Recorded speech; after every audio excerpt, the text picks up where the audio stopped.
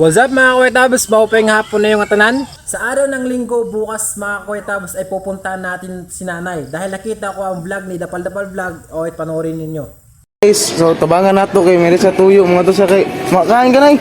Wala may konsumo. Wala sa konsumo day. No, So isus kay kanuwi si nanay guys. So sakit.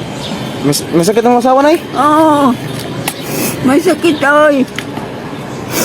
Tangidiin ka man nay. Kita niyo sa video mga kuwetabos, nakakawa talaga ang sitwasyon ni nanay. Dahil wala siyang anak at nanghihingi lang siya ng pagkain. Kaya sa araw ng bukas mga kuwetabos, hanapin natin si nanay sa Liti-Liti. Makita man natin siya o hindi, at least gawin natin yung bis natin na hanapin natin si nanay. Sana makita natin bukas si nanay sa Liti.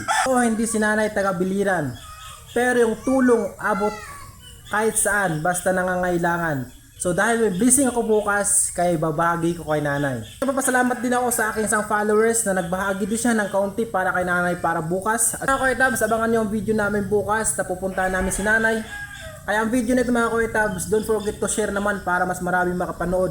At sana may makabahagi pa kay nanay para sa araw ng bukas mayroon tayong madala na hindi man gaano karami. Mayroon tayong madala para kay nanay. So i-share nyo ang video na ito para mas maraming makapanood at makatulong pa kay nanay.